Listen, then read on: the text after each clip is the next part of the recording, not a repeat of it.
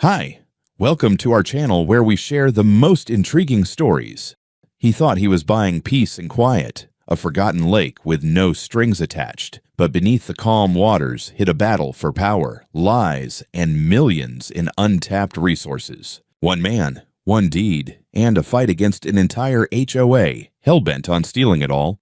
I bought the lake the way most people buy trouble without realizing it. Quietly, on paper, and with the naive optimism of someone who believes documents still mean something. The auction itself was almost anticlimactic. A closed federal surplus sale, barely advertised, the kind of thing that only shows up if you know which government bulletin boards to read. 26 acres of water and shoreline in Taney County, Missouri. Former private fishing grounds, long abandoned, sold off after years of bureaucratic limbo. I read the listing 3 times before I believed it was real. Water rights included, shoreline included, no easements listed, no homeowners association mentioned anywhere. That last part mattered more than I was willing to admit. I won the auction without drama. No bidding war, no last-second jump. A clean transfer through the General Services Administration, a stack of paperwork thick enough to kill a small animal, and a deed that spelled it out in language so dry it felt unassailable. The lake was mine.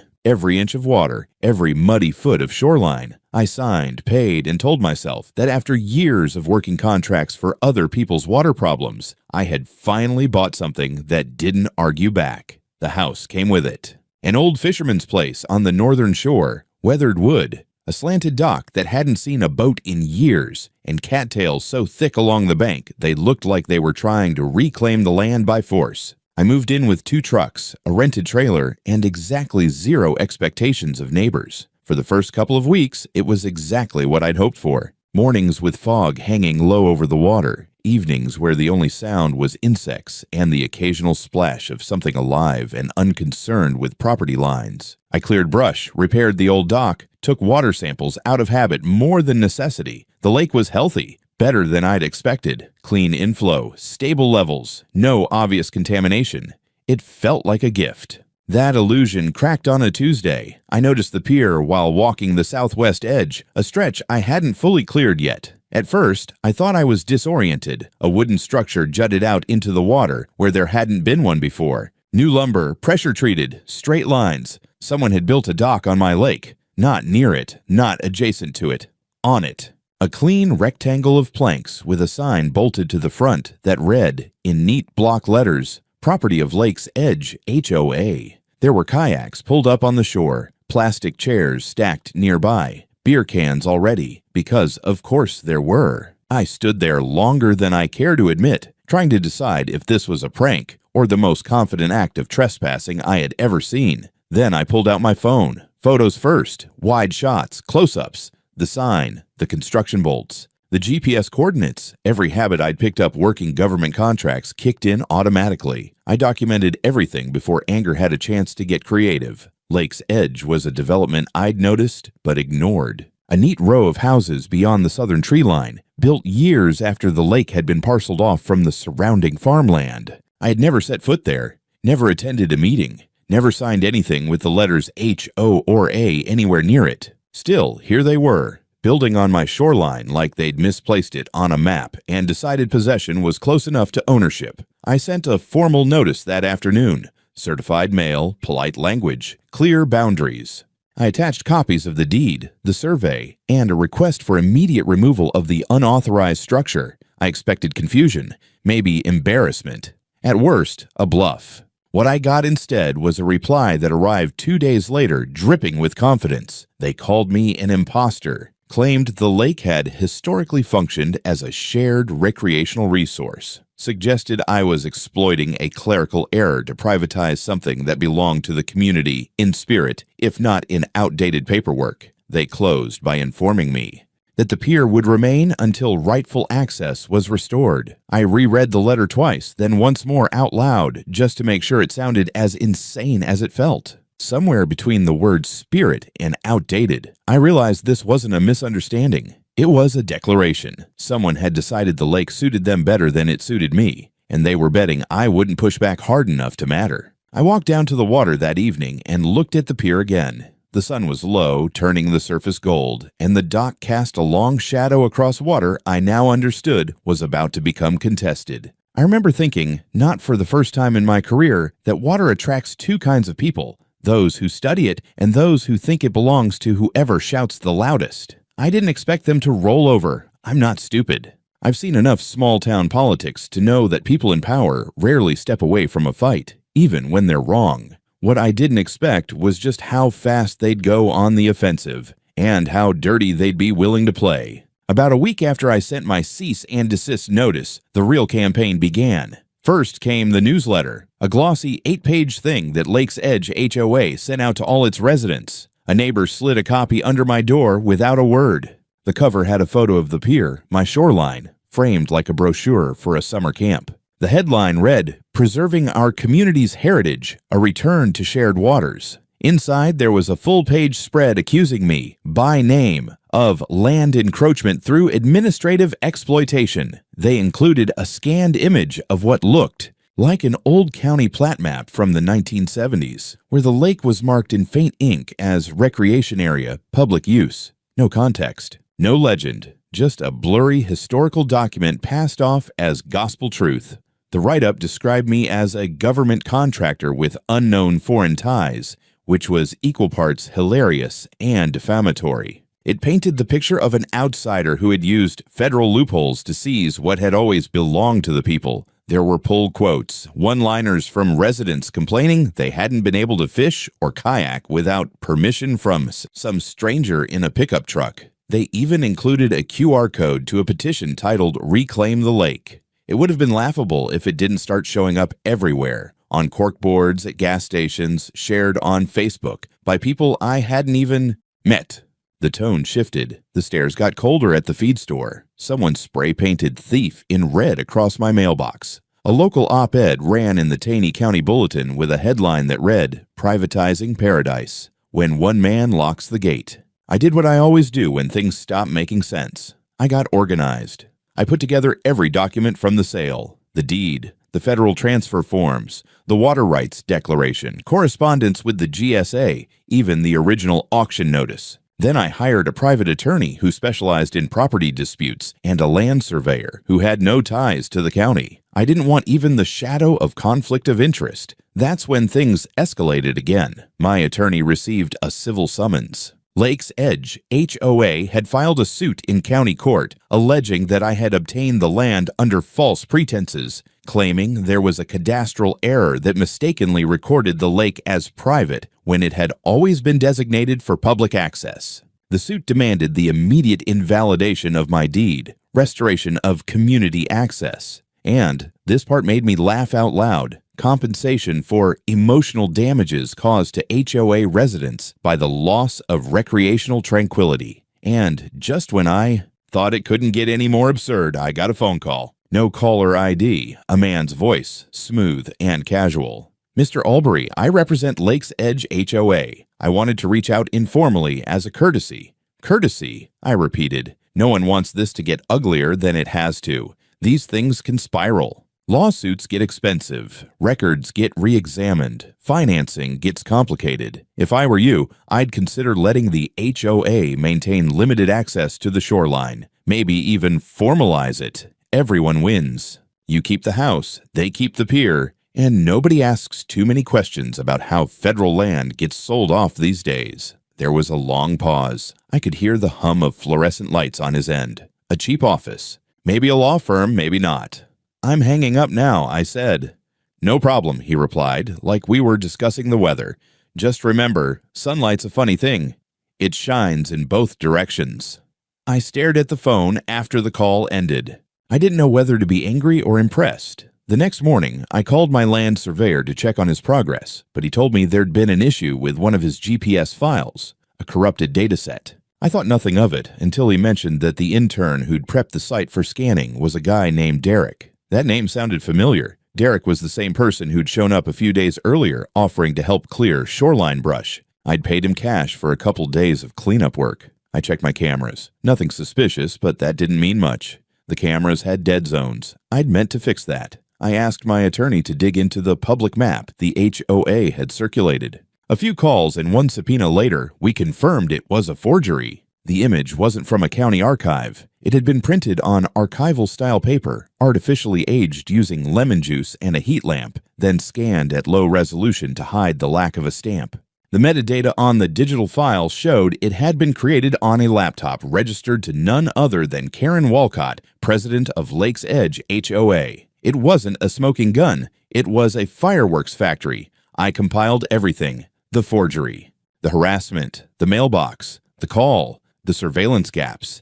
Then I emailed the entire folder to my attorney under the subject line. These people don't know what kind of hydrologist they're dealing with. I wasn't backing down. Not because of pride, not because of spite, though by this point there was plenty of both, but because I knew what came next. When people start rewriting maps, it's never just about a pier. It started with a knock on the door and a man holding a clipboard dressed in the kind of neon orange vest that screams official to people who don't know how easy it is to buy one off Amazon. He had a company badge clipped to his collar that read Ozark Water and Utilities, Dam Safety Division. The name on the badge was Derek Langford, said he was doing routine inspections for small-scale flood risks. I wasn't in the mood for any more surprises, but the man played it smooth, said my dam, and I use that word loosely since it was just a reinforced spillway from the original fish farm, might fall under state oversight if the lake exceeded certain size thresholds. I asked him to cite the statute. He said he'd have to look it up and quickly changed the subject to shoreline erosion. He walked the bank with me for 10 minutes, asking a few too many questions about runoff, water levels, and my GPS tagging. Then casually, he mentioned he did freelance work, drone surveys, vegetation clearing, GIS mapping, and left a business card. I kept it but didn't call. I should have known. 3 days later, I left for Springfield. I had a meeting with an environmental lab and a sit-down with a contact at the Department of Natural Resources. I was gone for 48 hours. When I came back, the padlock on my shed was missing. Nothing was stolen, at least not obviously, but the inside looked off. My files had been shuffled. A stack of property documents that I kept in a weatherproof bin was upside down, and my backup flash drive was missing. At first, I thought I was being paranoid. Then I checked my trail cameras. One of the cameras had been physically turned away. Another, the one covering the main path to the shed, had the SD card removed. I hadn't done that. The battery logs showed it went offline for nearly 12 hours before rebooting. I made a report to the sheriff's office. The deputy who came out was polite but vague, like he'd already been briefed on how contentious the property line situation had become. He took my statement, looked around, and shrugged when I pointed out that nothing was taken. But things escalated quickly. Later that week, while I was clearing brush near the western edge, I saw a white utility truck idling near the edge of my property. No decals, no license plate visible. 2 men stepped out wearing safety gear. They ignored me completely and began walking down toward the lake, carrying what looked like water sampling kits. "Excuse me," I called. "You're on private land." One of them raised a hand like he was waving off a child. "We've got work orders. Dam inspection." "There's no dam," I said. They kept walking. I dialed the local sheriff again, and this time, the response came faster. Within 15 minutes, 2 patrol cars pulled up. One of the officers recognized me from my previous complaint. He stopped the men and asked for identification. They hesitated. That was enough. Turns out the work orders they were carrying were fabricated, official-looking, laminated, and complete with a forged seal from the Missouri Department of Water Resources. But one of the deputies spotted the inconsistencies right away. The font wasn't standard, the paper type was wrong, and the seal had a slight blur. The kind of thing you only notice if you've seen a real one. They were detained on the spot.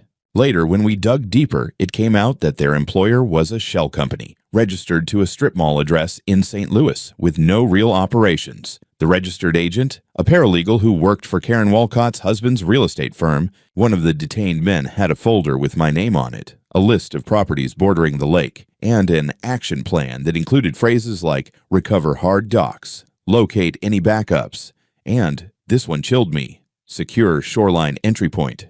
Before fall, I called my lawyer. Then I called the local news. It wasn't about kayaking anymore. It wasn't even about the pier. Someone wanted control over my land badly enough to send fake inspectors to break into my property. The entire dam safety excuse was a pretext, a way to get legal access, or the appearance of it, to my shoreline. But why? That's when my surveyor finally connected a set of dots we hadn't considered before: the aquifer map.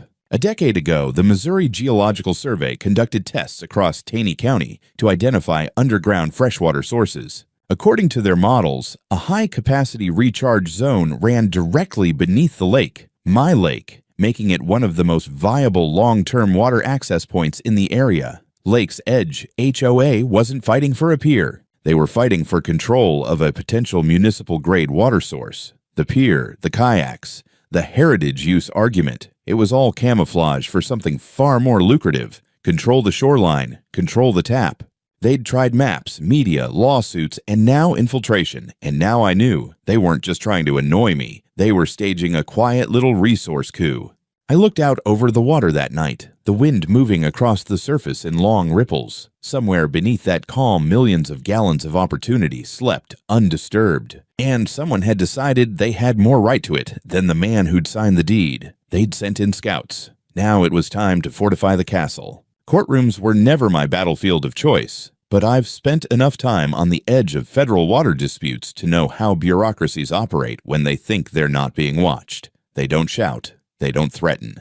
They wait you out. Slowly. Legally. And they're never alone. The first hearing was set in the Taney County Courthouse, a red brick relic of the 1950s with a metal detector that beeped at everyone except the people you hoped it would. The judge assigned to the case was Glenn Rickert. Gray suit, thin voice, polite to the point of condescension. I'd done my homework. Rickert had a reputation for balancing community interests, which was local code for never ruling against anyone who lived within golfing distance. Karen Walcott showed up with a full entourage: 3 lawyers, a publicist, and a man in an actual bow tie who introduced himself as a community heritage consultant. Her expression in the courtroom reminded me of someone arriving to collect a trophy, not defend a fraud. Their opening motion was a masterpiece of legal theater. They requested an injunction barring me from impeding traditional community access to the lake pending clarification of historical ownership. They cited oral testimonies, HOA meeting minutes, and, I shit you not, aerial photographs showing community usage patterns as early as 2006. My attorney, Paige Llewellyn, wasn't amused. They're asking for a restraining order against private property boundaries, she told me flatly. It's performance art. Still, Judge Rickert entertained it. He accepted their motion for review and, more alarmingly, denied ours to strike the fake map from evidence until its provenance could be fully examined. That was my first real taste of the game. Stall, delay, overwhelm. But Paige was smarter than she looked. She'd been poking through financial disclosures from the HOA and found something curious. The HOA's general fund, which was supposed to be designated for parking lot resurfacing and playground maintenance, had an unaccounted expense line labeled simply as Water Access Development, Phase 1. Nearly $22,000 had been rerouted over the course of 8 months. No bids, no invoices, just a paper trail that led to a shell company based out of Branson. When she dug further, she found the company had only one client on record, the Lake's Edge HOA. We brought that to court on the second day, and that's when the cracks started to show. The judge tried to brush it off as budgetary discretion, but Paige wouldn't let up. She motioned to compel a forensic audit of HOA expenditures, arguing that the community was funding an illegal land grab disguised as amenity improvement. The courtroom shifted. Karen's lawyers huddled.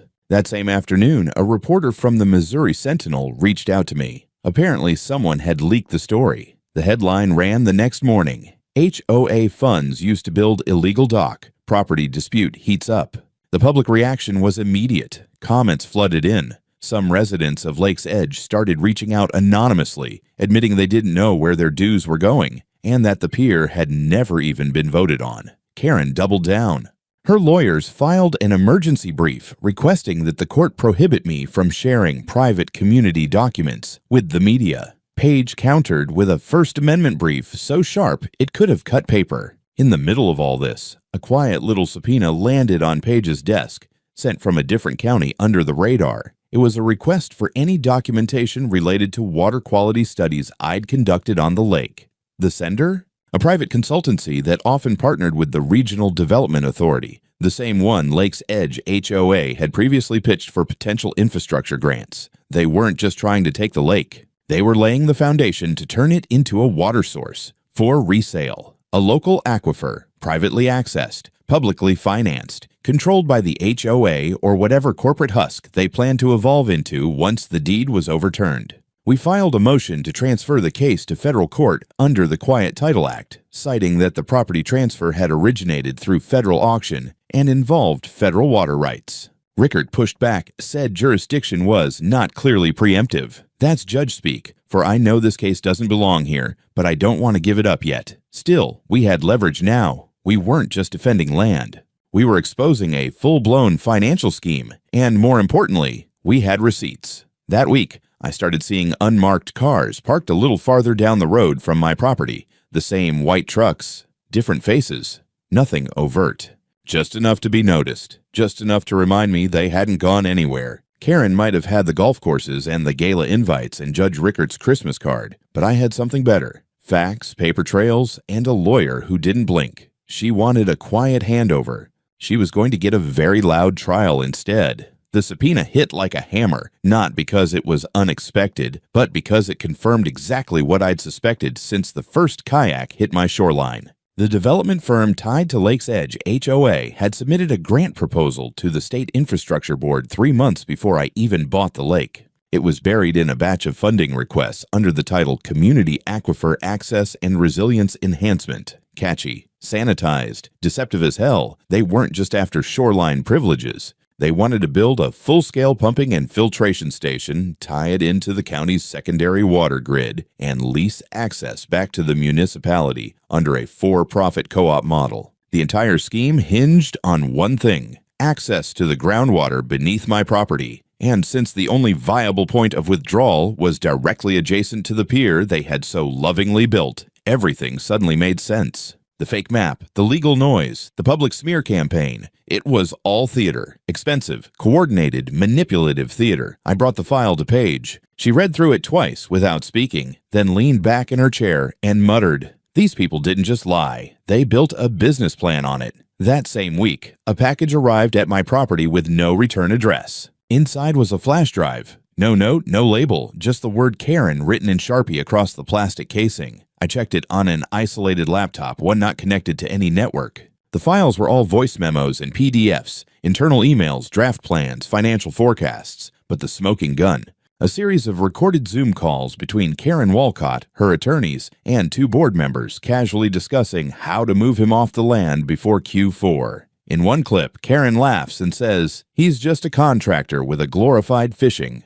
license. We'll bury him in paperwork and take the shoreline inch by inch." We filed the recordings under seal. Paige nearly burst out laughing in court when we presented the transcript during the pretrial evidentiary hearing. The judge didn't. Rickert's expression was pure discomfort, like he'd bitten into a lemon and didn't want to admit it. He didn't throw the case out, but he ruled that the recordings would be admissible in full if verified. That was the beginning of the end. Karen's team panicked. Their PR firm pulled the HOA's website offline within hours. Social media pages went dark. A week later, a whistleblower from inside the HOA, a young treasurer named Melissa Fields, reached out through our legal team. She'd resigned quietly and was willing to talk in exchange for limited immunity. What she gave us was gold. According to Melissa, the original idea for the pier came from a strategic planning retreat in which Karen and 2 board members discussed community-controlled utility assets. The pier was Phase 1. Phase 2 was a small utility shed. Phase 3, hidden behind legalese, was a water intake valve disguised as a monitoring station for water quality. The documents showed preliminary cost estimates, fundraising proposals, and, most damning of all, plans to leverage HOA dues to fund early construction without informing residents. Melissa handed over the internal ledger, raw email chains, and a draft agreement with the Branson Water Cooperative. It was all there. Fraud, misappropriation of funds, conspiracy to commit regulatory evasion. We prepped a package for the Missouri State Attorney General and sent a copy to a journalist at the Missouri Sentinel. But the piece de resistance came 2 nights later. I was going over maps in my office when the doorbell rang. It was Hank Brenner, a retired cop who lived 2 properties over, usually the kind of man who waved from a distance and kept to himself. That night, he looked like he'd seen a ghost. "I just had a truck roll past my place, same one I've seen near your gate," he said. "Didn't look like meter readers." We pulled up footage from one of his driveway cameras. There it was. The same nondescript white pickup, slow rolling past my property. I sent it to Paige, who forwarded it to the sheriff. 2 days later, we got word. The men in the truck worked for Clearwell Logistics, a subcontractor with ties to multiple HOA utility projects across the county. A subpoena revealed that one of their contracts was signed not by a county official, but by Karen herself, in her capacity as president of Lakes Edge HOA. That sealed it. Now the state was paying attention. The AG's office opened a formal investigation: fraud, misuse of funds, impersonation of government officials, and potentially racketeering, depending on how deep the conspiracy went. I drove down to the pier the next morning. The lake was still. The surface glass smooth, as if it were waiting. I looked at the cheap aluminum plaque they'd bolted to the wood. Property of Lakes Edge HOA. I pried it off with a crowbar and tossed it into the bed of my truck. They'd come for the shoreline. I was about to come for the whole damn machine. By the time we reached the final hearing, the courthouse felt more like a film set than a legal venue. Reporters lingered outside in loose clusters. Camera crews buzzed around the main steps like gnats. Someone from a podcast I'd never heard of asked if I thought I was standing up for landowners everywhere. I told them I was just trying to keep people off my damn property. Inside, the courtroom was packed. Karen Walcott walked in with less confidence than usual, but still too much for someone under active investigation. Her attorney, a sweaty man with a hairline that had abandoned him mid-battle, tried to smile at me across the aisle. I didn't bother acknowledging him. Paige sat beside me, crisp as ever, flipping through exhibits like she was selecting ammo. We opened with a motion to dismiss the HOA's lawsuit in full, now supported by verified recordings, sworn statements from their own former treasurer, and a federal certification from the General Services Administration reaffirming that the property,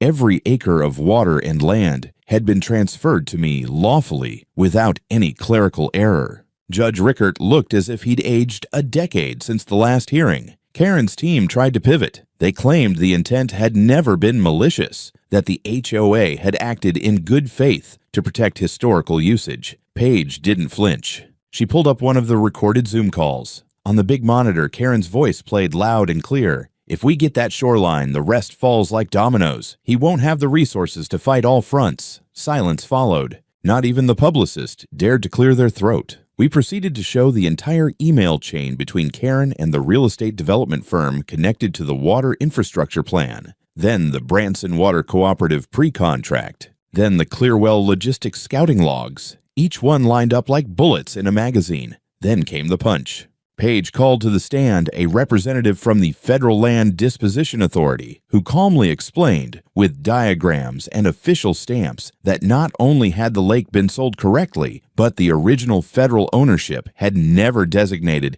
it as public or shared recreational land. Not in the 70s, not ever. The heritage plat map the HOA had relied on was a fabrication. And yes, it had been digitally aged using deliberate tampering. He brought a forensic analyst to confirm.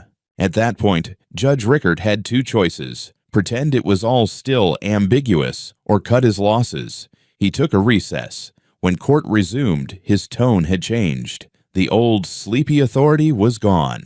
What remained was a man who saw a freight train labeled obstruction of justice heading straight for his bench. He ruled in my favor, fully, without qualifiers. The HOA's lawsuit was dismissed with prejudice, meaning it couldn't be refiled. He ordered them to pay my legal fees in full, plus restitution for property damage and emotional distress. But more importantly, he referred the matter to the county district attorney, citing serious and credible evidence of fraud, document falsification, and misuse of funds under color of legal authority. That courtroom didn't erupt.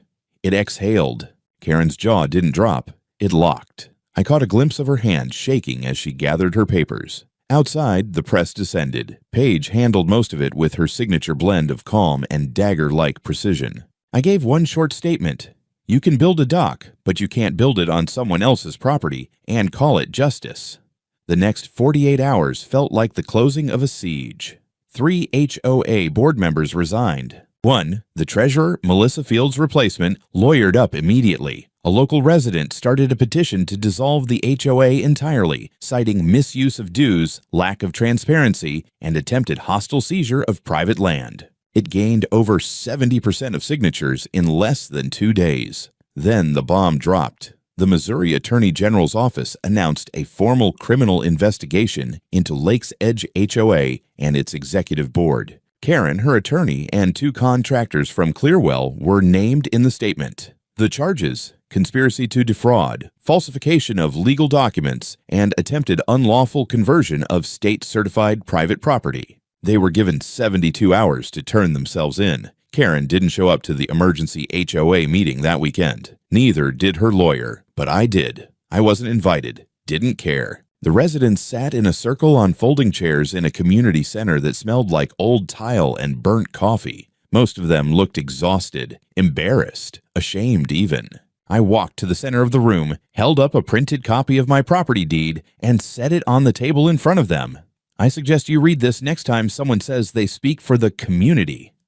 No one argued. No one had the stomach left. 2 months later, the lake was quiet again. No more construction noise. No white trucks lurking at the tree line. No HOA newsletters stuffed into my mailbox pretending to be community poetry while plotting a hostile takeover. Just water, wind, and the occasional heron that had far more claim to the shoreline than anyone from Lake's Edge ever did. The pier was gone. County contractors had dismantled it after the court ruling, plank by plank. I watched from my porch as they loaded the last of it onto a flatbed. When one of them asked if I wanted to keep the sign, the one that read, Property of Lakes Edge, HOA, I told him to toss it into the burn pile with the rest of the bad decisions. Karen Walcott was under house arrest pending trial. Her mugshot made the local paper twice. She'd gone from HOA queen to meme in less than a week. The caption under her photo said, Protecting the community from the law.